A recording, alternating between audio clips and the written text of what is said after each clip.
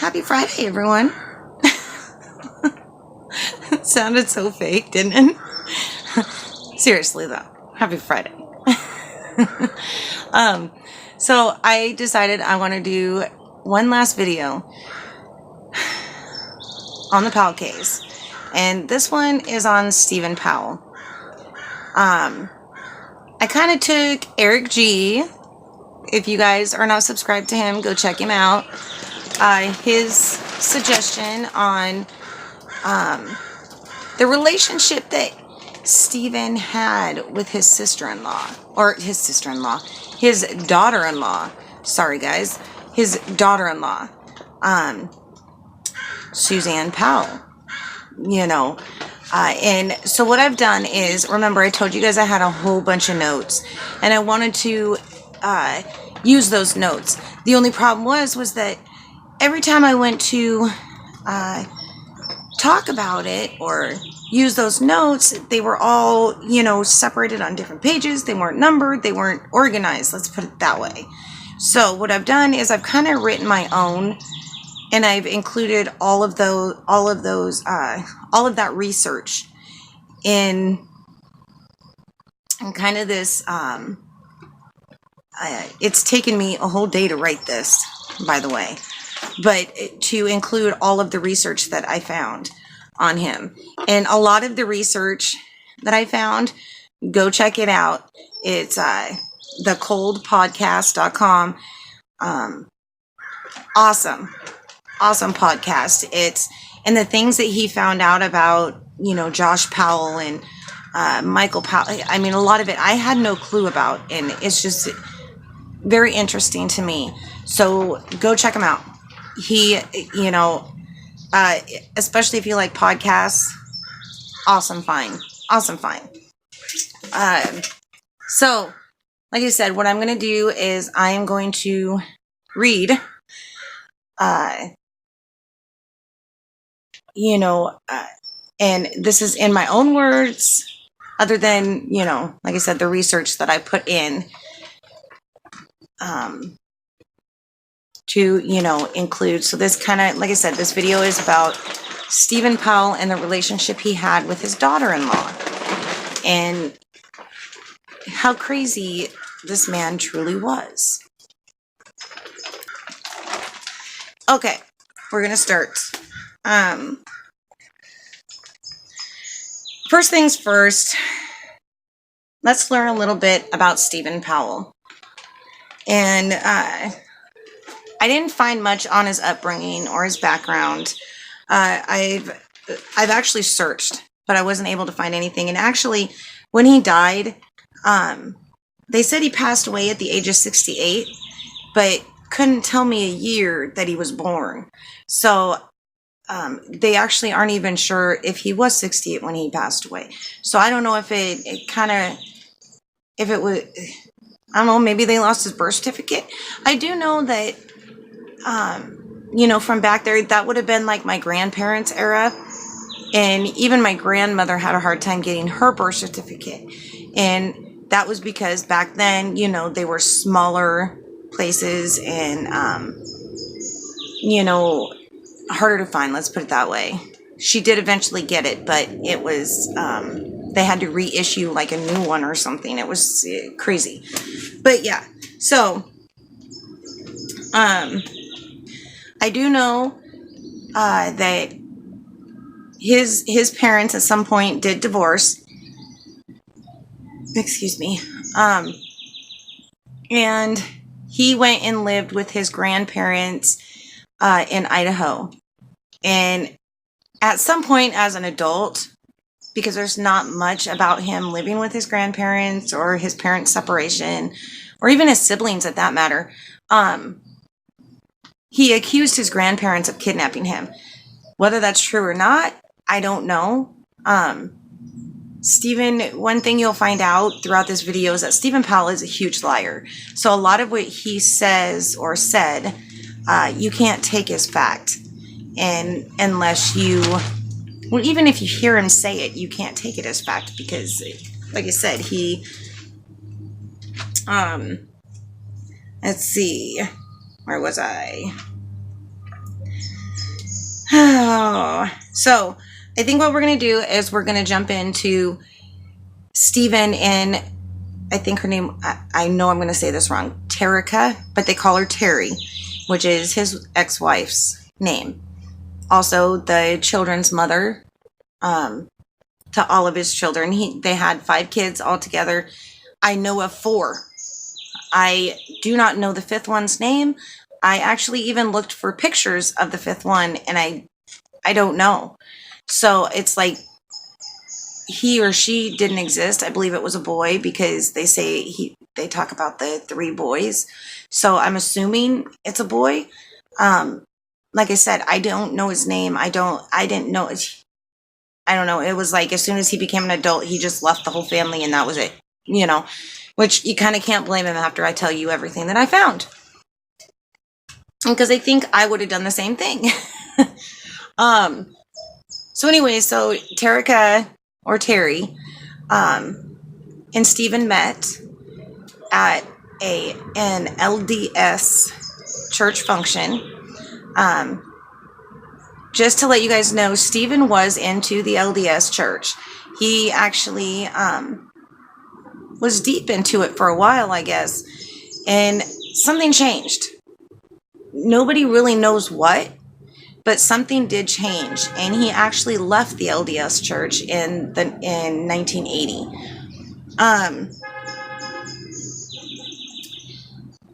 And that did affect him and Terry's relationship.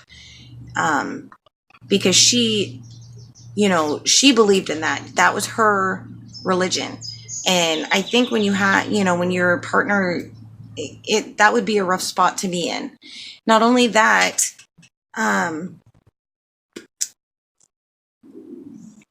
according to their eldest daughter, Jennifer, her father became addicted to porn and obsessed with women within their congregation. And at one point, even suggesting she could become a second wife. Now that's talking to their daughter, his eldest daughter, Jennifer Graves. And you will hear a lot about her throughout this because she had a lot to do with it, because the fact is that she was best friends with Suzanne. That,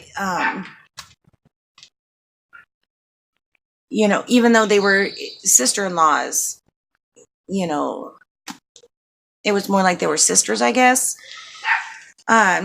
Jennifer and Stephen took a trip once when she was young, and when Stephen talks about that trip, he makes a point to point out that Jennifer had ran around the hotel room with nothing on but a t-shirt and panties. Stephen also points out that he found his own daughter attractive. In one of his own audio journal entries, I'm going to read this to you.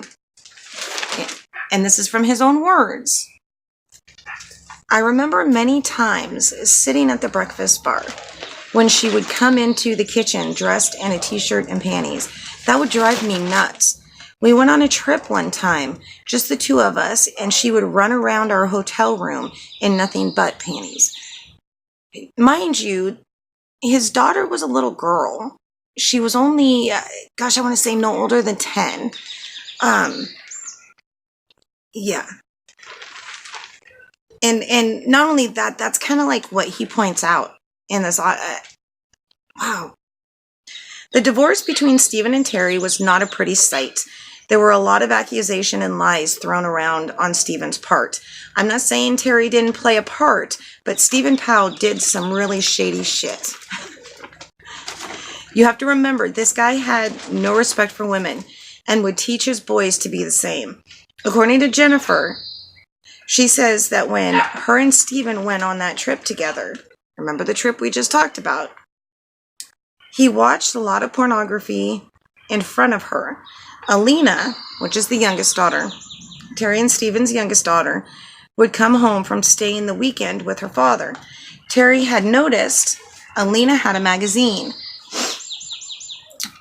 When she looked closer, she realized it was an adult magazine. When asked where she got it, she said she found it in her bed. She was only 10 years old at the time. She found it in her bed when she got to her father's house. Like, who put it there? Not only that, I also want to throw in that I did not put in here. During this time, Terry also says that at one point she walks in on her boys while they are basically examining one of her daughters naked. Yeah. That's what I'm talking about. How this man, it's almost like a brainwashing. Like he brainwashed his sons because his daughters, well, I can't say daughters because only one of them, which was Jennifer, that actually went against her father. Elena, which was the youngest daughter, and you'll find out as I go on that she supported her father. Terry would tell the judge during their divorce hearing that Stephen thought of human beings as animals and that they should be able to have sex with anyone at any time. She also went on to say he would say demeaning comments about women and sexually objectified them to their 3 boys. In a court document, she recounted an alleged conversation where their son Josh said, "All she is good for is her body, right, Dad?" And Stephen replies, "Yeah, that's right."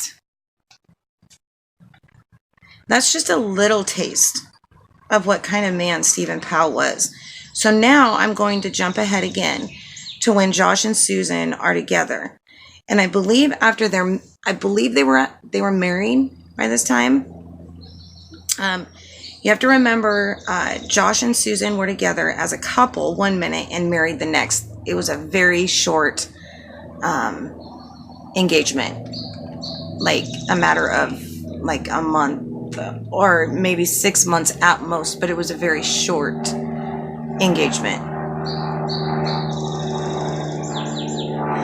And the reason for that, just to give you a little taste of, I think the reasoning behind it, Josh was all about the money. He had even had Suzanne pay for her own engagement ring. Somehow he had apparently he did pay her back for that, from what I heard or found. But he still, anyways, let's move on. Where was I? The relationship moved very quickly. In 2001, they were married and lived with Stephen Powell in Washington State in hopes of saving money. In 2002, Stephen talked to a friend of his, Sandy Crane Anderson. Sorry about that car alarm, guys. Sandy Crane Anderson, about how he was falling in love with his daughter-in-law, Susan. He was hung up on her sexually, it seemed, Sandy said to reporters. He'd talk about trying to see under her clothing to see her breasts. Even back then, he had this idea she was flirting with him. Sandy would also say that Stephen was misreading the situation. This guy was now telling friends, or probably anyone who would listen, about his love for Susan. In my opinion, he was basically open about it. He didn't hide it, from what I could tell. Could you imagine what was going through Susan's head? I couldn't. I could not imagine what was going through her head. I think I would have turned around and ran. Okay. In 2003, Stephen professes his love to Susan and records it without her knowing it. Before I get too far, I also want to throw in that during all of the divorce crap Stephen and Terry went through, Terry and her side of the family would say that Stephen had personality changes. He would go from friendly, fun man to someone who was belligerent, condescending, and speaking of government conspiracies and corruptions. Bipolar much? I don't know. Or maybe personality disorder?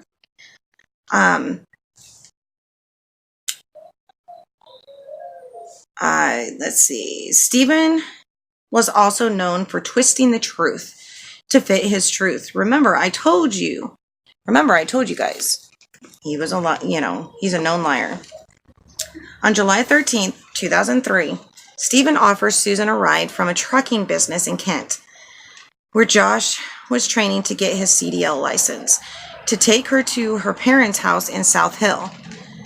He confessed his love to Susan during the drive and also recorded it without her knowing.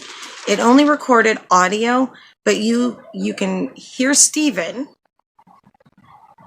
I'm probably wrong, but I've really fallen in love with you.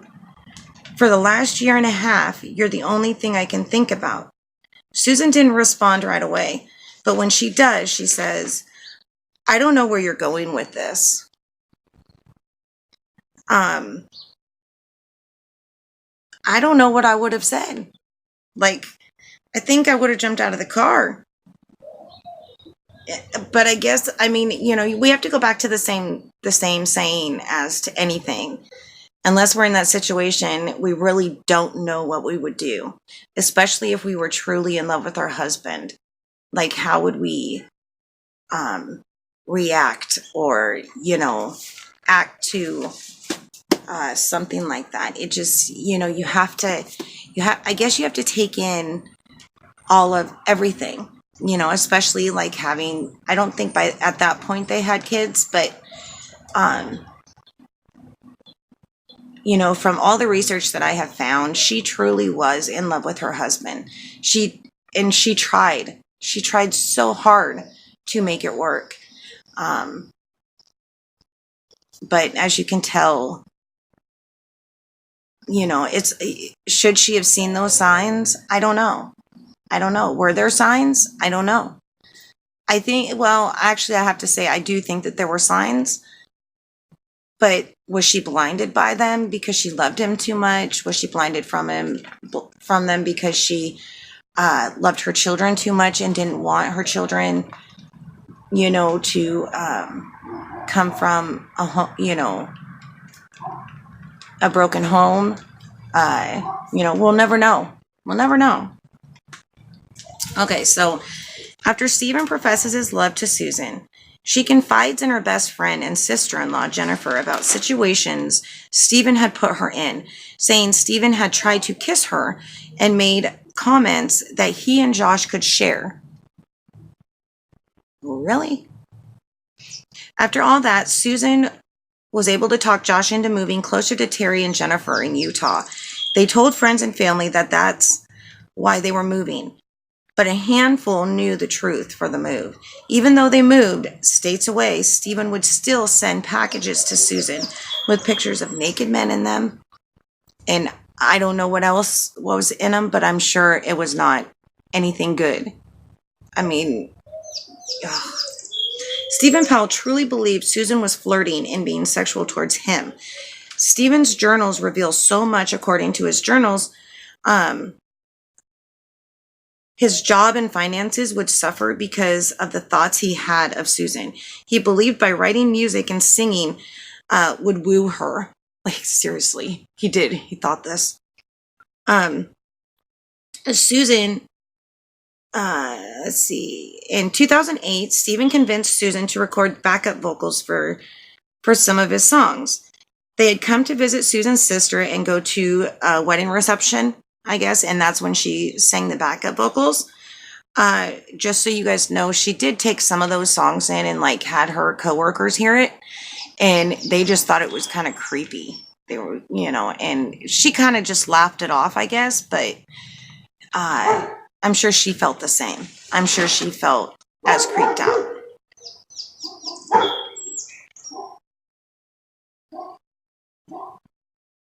Sorry. I've never heard that dog before.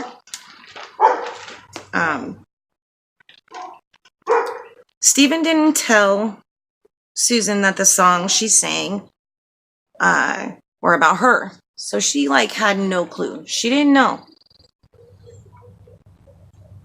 She had, yeah.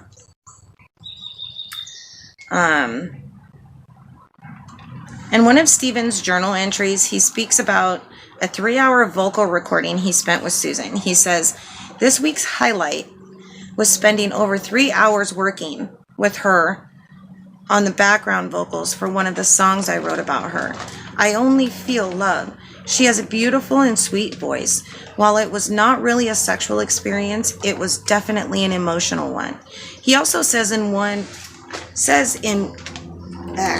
he also says on July 1st, 2008, the only way I see of moving forward in any kind of relationship with Susan is to achieve monetary success with my music. I think that is within my grasp. He definitely was delusional. And there are a lot more entries. That's just some of them that I kind of picked or plucked, and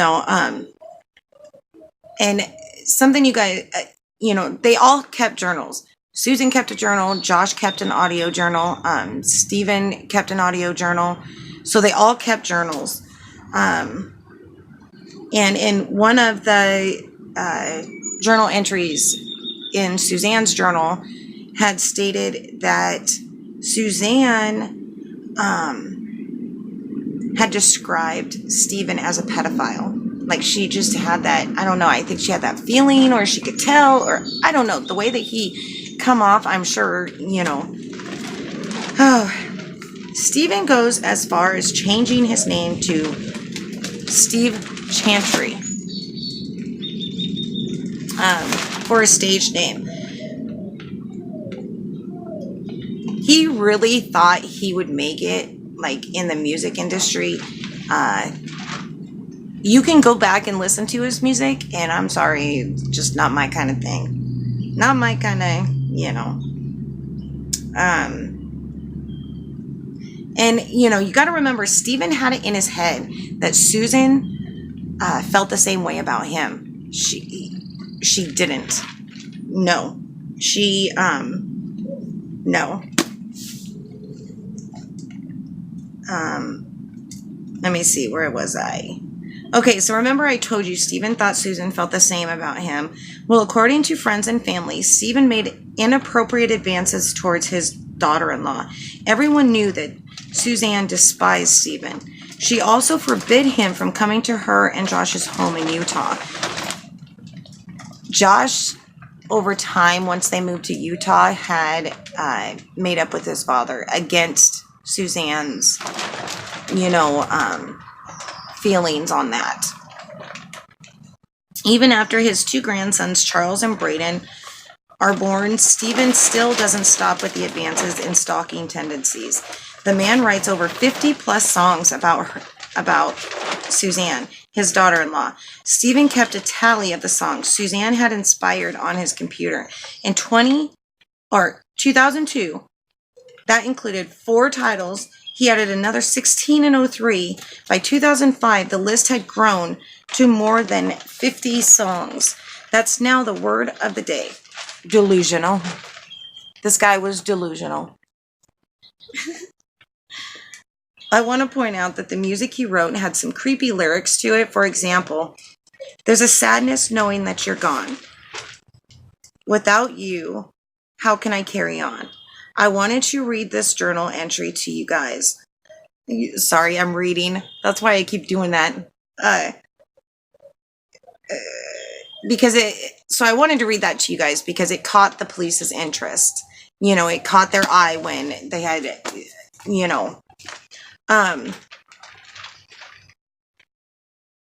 and he also states, what did I say? Okay, so I wanted to read this journal entry to you guys because it's one that caught the police interest. Okay, here we go. If that beat goes away. Sorry. I'm... The weather's beautiful, but these bugs, man, I can't handle the bees. Ugh. I am now reviewing this on December 8th, 2009. Remember, Susan went missing on the 6th of December. As I contemplate the events of the past 2 days, which may include Susan's death, she is missing, but circumstances suggest that she was murdered over the weekend. I am now truly wondering what on earth to do. That was out of one of his journal audios.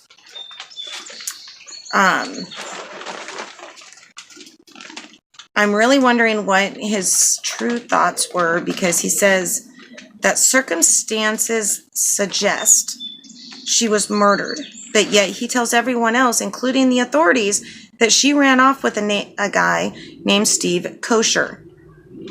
Stephen and Josh both claimed that Steve Kosher and Susan Powell went or was a part of this. So they went to the same church, not the same church, but they were the same religion, LDS. And because of that, Josh and now I forget his name, Stephen, claimed that they ran off together. The problem was, I believe Steve Kosher went missing 2 weeks prior than Suzanne did. And they have footage of Steve Kosher parking his vehicle and leaving it, and that was the last time he was seen in a neighborhood in basically in the middle of nowhere. He, not only that, Susan and Steve Kosher didn't know each other. They had no friends that were there was nothing that could connect them.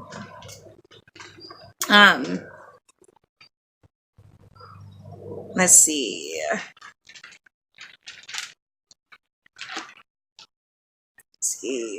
Through all of that, Stephen Powell still had it in his head that Susan will come back and be with him. Here's a fun fact about Stephen Powell. He stopped writing between October of 2009 and May of 2010. When he resumed writing, he talked about Susan running off with a man and his concerns on people blaming Josh for Susan's disappearance. A co-worker of Stephen's told authorities that Stephen told him he was planning a camping trip to Utah not too long before Susan went missing. Here's a kicker for you. Stephen Powell called in sick to work the day after she vanished and the following day, but continued to send emails to his coworkers.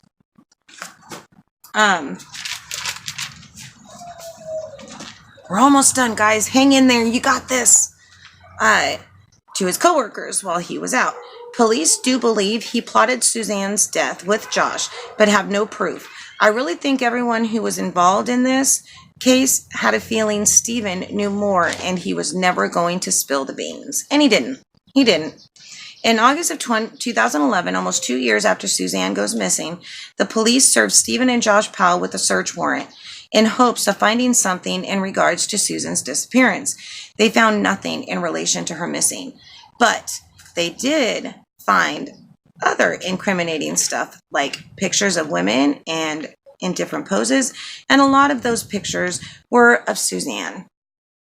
And it looked like they were taken without her knowing. Also, child pictures that were not of his grandsons, but of two little neighbor girls.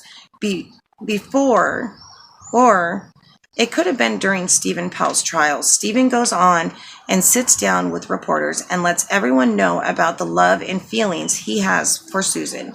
Again, let me point out, Josh says and does nothing. That's his wife. Seriously.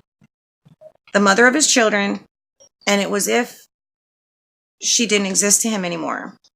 Stephen, during all this chaos, contacts the FBI and sets up an interview with them. I really think this guy I seriously think this guy was smarter than anybody he was ever in a room with. I really do. So he has the interview with the FBI. He states his theories as of what could have happened to Susan. This Frank guy, which was FBI agent, interviewing Stephen, asks, if you knew Josh did something or if he told you something, would you come forward and tell us? Stephen replies with, I'm not sure I would. Remember, Stephen thinks he's doing good in this interview. He seriously thought he was doing good in the interview. He, I don't know, At one point, they ask him if he thought Josh would hurt his grandsons. His reply, actually, in my his reply,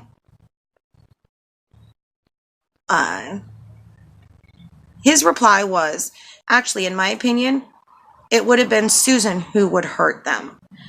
Josh loves his sons and would never hurt them. Well, we all know what happened on that end. One more piece about this interview I thought was a little interesting is Stephen goes on to say Michael had, which is the youngest son,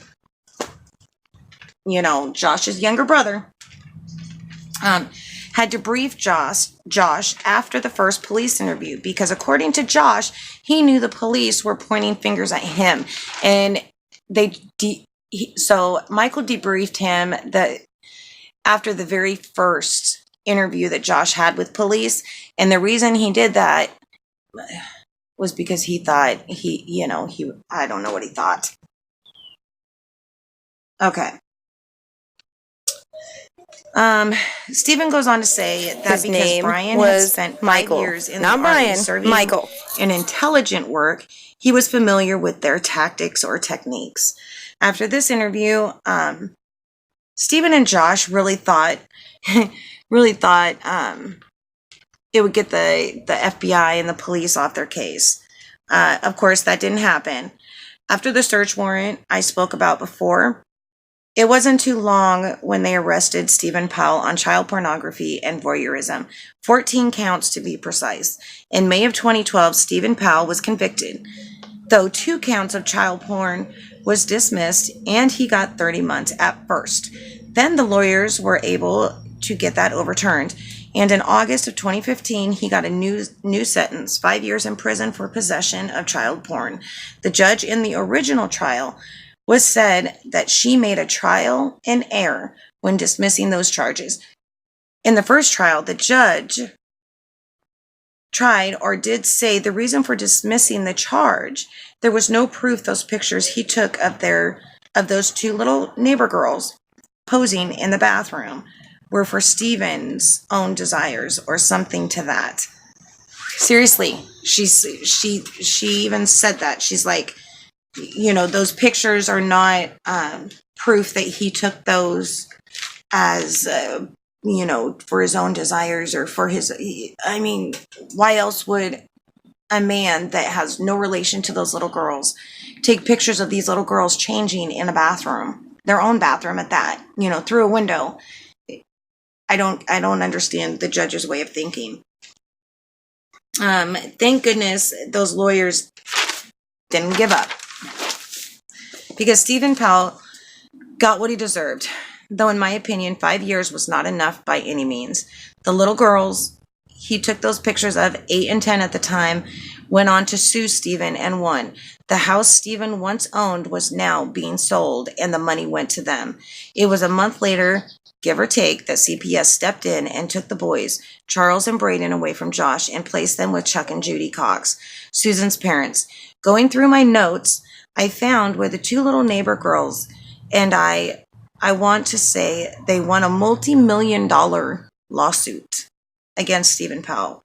Now, I'm sure they didn't come close to that because I'm pretty sure he didn't have that kind of money. On a Tuesday, an investigator announced to the world that Stephen Powell had died. He died at the age of 67 from a heart attack. There was no autopsy done because he had been dealing with a lot of heart issues at the time. When Stephen was released from prison in July of 2017 after serving his full term, he was placed on a 2-year community supervision, in other words, a 2-year probation. Stephen's daughter, Jennifer, was shocked to find out about her father's death. She hadn't spoken to him since she testified against him at his trial. When asked about what she thought about Susan, her sister-in-law, and if her father may have known more, she says, obviously, my brother committing suicide and my other brother, Michael, committing suicide, who also knew stuff. And then my dad.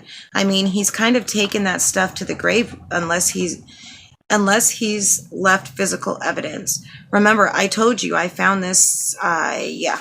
All right. Well, they obtained a copy of a document. Okay, so remember I was talking to you guys about the podcast well, they had obtained a document from Stephen Powell's private personal files. This document suggests that Stephen Powell did not have an active hand in his daughter-in-law's disappearance or any immediate first-hand knowledge of what actually happened to her. Though, in my opinion, I'm not sure I believe that. Well, you know, there's just too much out there that kind of shows that I don't think he would have said anything even if he did know anything. So I don't know if he did or not. My opinion, they all went to their graves with it. I hope to God that someday, that they find Susan Powell's body. I hope, they find that Stephen Kosher guy. I haven't done research on him, so I don't know. I'm not up to date on his case. But in Susan's case, they basically have come to a halt on her case because there's nothing more that they can do. Of course, it's still an open case, but it's a cold case. And my heart goes out to her family and her parents because I could never imagine losing my child, And anyways, so there you go, guys. Stephen Powell. I hope this wasn't too boring for you. And I'll let you know the next subject I choose to do research on. And I hope you guys have a wonderful, wonderful weekend. It is so beautiful out. And so, yeah, if you guys want to talk more about this, leave me comments. Like I said, go check out that podcast. He is totally awesome. There's so much stuff on this case. And, that's the funny thing. There is so much on this case, but then there's not enough, So please, like I said, leave me comments if you're interested in knowing more. We can talk about it. I don't know. Maybe we can start our own Discord and talk about it. I don't know if you guys are, I don't know if you're, anyways. So yeah, anyways. Okay. You guys have a great weekend and thank you for supporting my channel, because if it wasn't for you guys, I wouldn't have a channel. So thank you.